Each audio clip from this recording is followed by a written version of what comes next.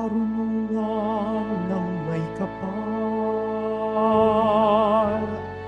talayong pangasiwanan, halina't kami turuan.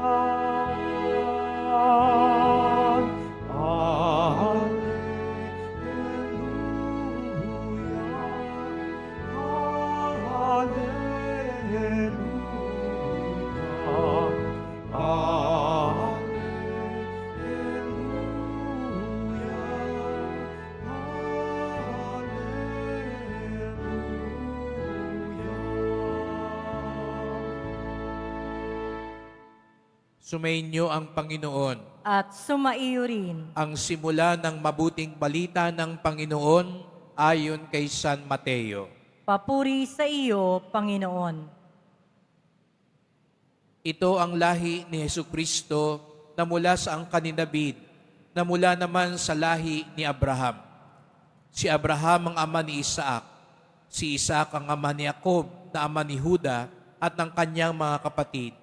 Naging anak naman ni Juda kay Tamar sina Fares at Sara. Si Fares ang ama ni Esrom at si Esrom ang ama ni Aram. Si Aram ang ama ni Aminadab. Si Aminadab ang ama ni Nason na ama naman ni Salmon. Naging anak ni Salmon kay Rahab si Boaz. At naging anak naman ni Boaz kay Ruth si Obed. Si Obed ang ama ni Jesse na ama ni Haring David. Naging anak ni David si Solomon sa dating asawa ni Urias. Si Solomon naman ang ama ni Roboam, si Roboam ang ama ni Abias, at si Abias ang ama ni Asa. Si Asa ang ama ni Josaphat, at si Josaphat ang ama ni Joram, na siya namang ama ni Osias. Itong si Osias ay ama ni Jotam, na ama ni Akas, at si Akas ang ama ni Ezekias. Si Ezekias ang ama ni Manases, at si Manases ang ama ni Amos, na ama naman ni Josias. Si Josias ang ama ni Jeconias, at ang kanyang mga kapatid. Panahon noon ng pagkakatapon ng mga Israelita sa Babylonia. Matapos ang pagkakatapon sa Babylonia, naging anak ni Jeconias si Salatiel, na ama ni Zorobabel. Si Zorobabel ang ama ni Abiud, na ama ni Eliakim. At si Eliakim ang ama ni Azor. Si Azor ang ama ni Sadok na ama ni Aquim. Itong si Aquim ang ama ni Eliud. Si Eliud ang ama ni Eliasar. Si Eliasar ang ama ni Matan na ama ni Jacob. At si Jacob ang ama ni Jose na asawa ni Maria. Si Maria naman ang ina ni Jesus na tinatawag na Kristo. Sa makatuwid, 14 ang salinlahi mula kay Abraham hanggang kay David. 14 mula kay David hanggang sa pagkakatapon ng mga Israelita sa Babylonia. At 14 din sa pagkakatapon sa Babylonia hanggang kay Kristo.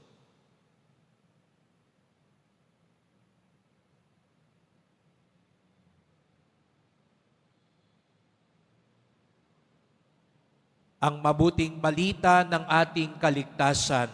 Pinupuri ka namin, Panginoong Hesukristo. Magsiupo muna tayong lahat. Magandang umaga po sa inyong lahat at maligayang pagdating sa tahanan ng ating mahal na pong Jesus Nazareno. Pinagdarasal din natin ang mga nasa online, lalo na po mga may sakit, nag-aalaga sa may sakit at mga kababayan kadeboto natin mula sa iba't ibang panig ng bansa daigdig na nais sumama sa banal na misa dito sa Quiapo, sa Basilica Minor at Pambansang Dambana ni Jesus Nazareno. Patuloy tayong naghahanda para sa Pasko ng Pagsilang ni Jesus Nazareno, ang ipinangakong tagapagligtas ng Diyos Ama. At sa araw na ito, muli nating narinig ang mahabang talaang kanan ni Jesus Nazareno. Maraming pangalan kayong narinig, salit-saling lahi. Ang unang gustong patunayan sa atin na si Jesus Nazareno, ang ipinangakong tagapagligtas, ay Diyos na totoo at taong totoo. Diyos na totoo sapagkat sa pamamagitan, makikita natin yan pagdating ng mga araw, sa pamamagitan ng Espiritu Santo, kaya siya ipaglilihi ng mahal na Birheng Maria, anak ng Diyos. Ngunit upang lalong maipamalas ang kanyang pakikiisa sa atin, hindi lang siya nahulog sa langit, naging bahagi siya ng isang pamilya. Katulad ng lahat sa atin. Wala naman sa atin, kahit na minsan pakutsang sinasabing putok sa buho, wala naman sa ating sumulpot na lang basta. Lahat tayo bahagi ng isang pamilya. At maging ang anak ng Diyos, ganun ang pinili niyang pamamaraan. Kaya nga't bukod sa pagpapatunay na taong totoo si Jesus Nazareno, pinapahalagahan din ng Diyos ang pamilya. At ito yung ikalawang aral sa atin.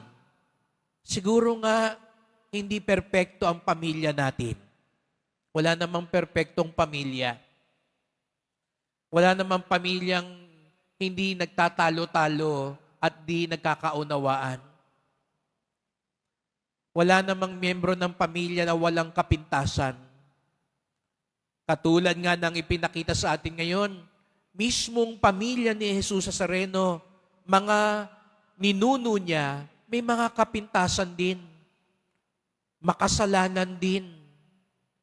Hindi rin ganun kalinis ang nakaraan.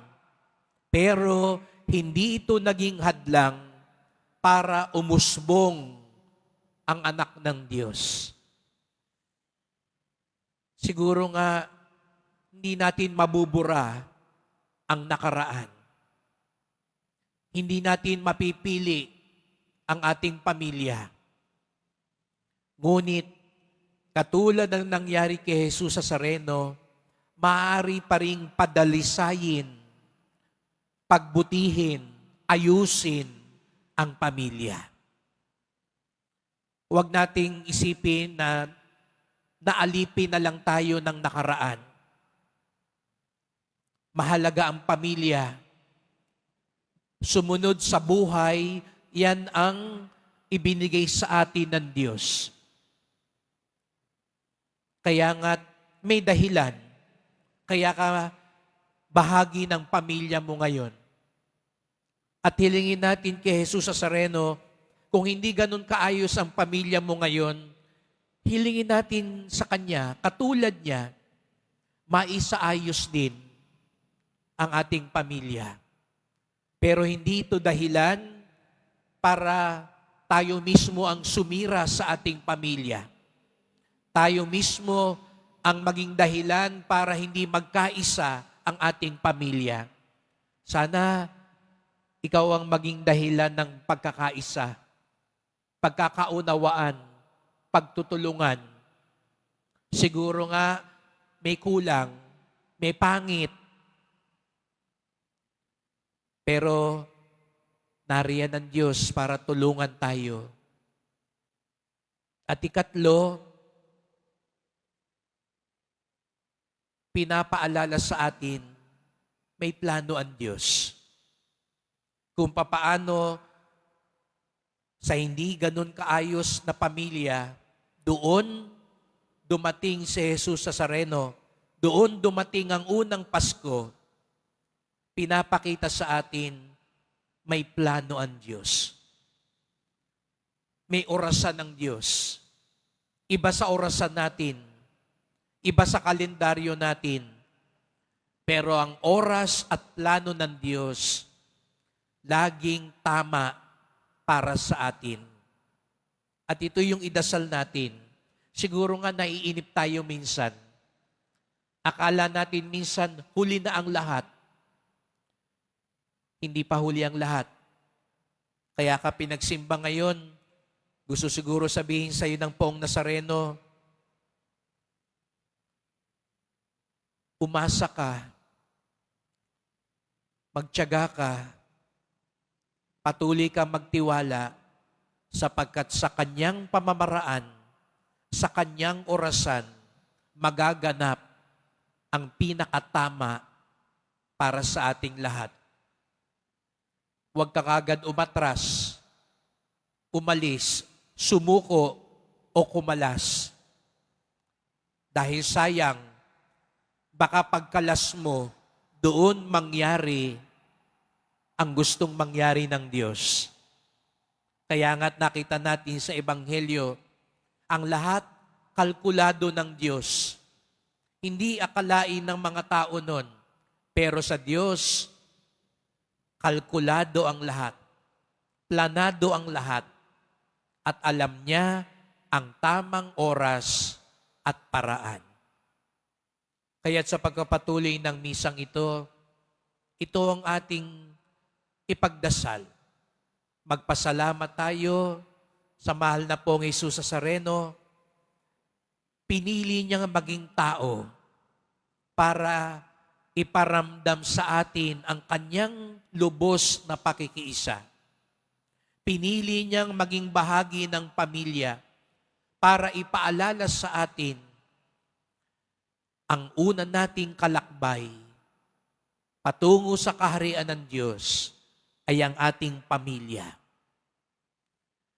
Pinili niyang sumunod sapagkat alam niya ang oras at pamamaraan ng Ama ang pinakamainam sa lahat.